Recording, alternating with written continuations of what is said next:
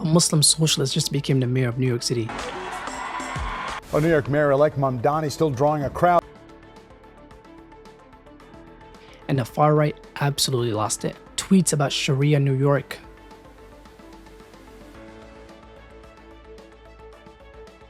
Talk show host calling Mamdani a Marxist agent, all because Zohran Mamdani, the son of Ugandan refugee, just won a democratic election. But this isn't just outrage, it's fear. And it tells us something about where America's political anxiety really sits. Anti-Semite!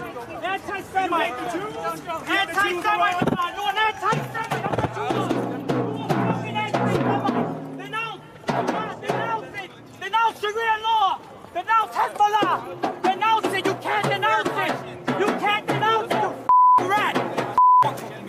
Mamdani pulled off what many called impossible, flipping the establishment machine of New York politics. He ran on rent control, public transit, and tax and luxury vacancies, a message laser-focused and aiming at working class frustrations. He's the city's first Muslim and South Asian mayor at only 34, one of the youngest ever elected. But more than identity, it's his ideology, democratic socialism, that sent shockwaves across the country. New York has always leaned blue, but Mamdani's win is not business as usual. His campaign tapped into post-pandemic frustrations, housing costs, student debt, and wage stagnation. Voters didn't just want representation, they wanted confrontation, someone willing to name capitalism as the source of all these problems. And the result proved exactly that, especially with the young diverse voters who tuned out of the traditional Democrats. Now, the reaction?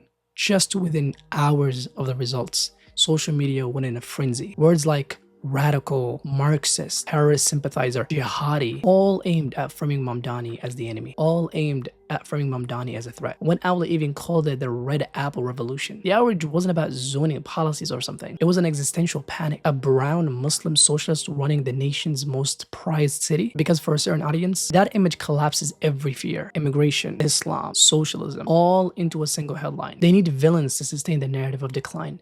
And Mamdani just made the perfect one. And look closely, the reaction tells you everything you need to know. Democratic socialist Zohran Mamdani set to lead New York City on the 1st of January. An actual communist jihadist, a literal Karl Marx quoting American-hating. Really a communist. He's not only a communist, he's a jihadist. I've categorized him as a terrorist. And look closely. The reaction tells you way more about the far right than it does about Mamdani. When policy debates die, identity panic takes over. They can't argue with rent control and public transit. Those ideas are popular, so they pivot to religion ideology. The ballot reads, a Democrat and an actual communist jihadist, a literal Karl Marx quoting American-hating jihadist. Now, though Messing's exaggerating a little bit, it's the exact same playbook used in Ilhan Omar, Rashida Tlaib, Alexandria Ocasio-Cortez. Fourth continues right now, over a week after President Trump tweeted to 4 congresswomen of color to go back to where they came from.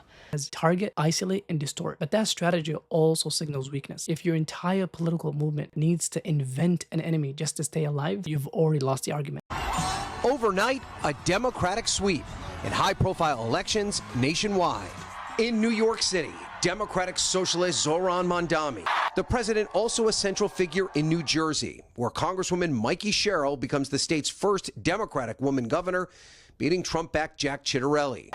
In Virginia, Democrat and former CIA officer Abigail Spanberger making history as the state's first woman to be elected governor. Now what comes next? Now the pressure shifts completely to Mamdani. Every decision he makes will be watched under a microscope, waiting for him to fail. If he delivers tangible wins, cleaner transit, cheaper rent, safer streets, the myth of radical equals chaos will be over. And that's exactly why his success matters beyond New York City. It's a litmus test of whether progressive governance can actually succeed. The far right's panic isn't just about Zohran Mamdani. It's about the ideas he represents. A generation that's done apologizing for demanding change. And whether they like it or not, the shift is already here.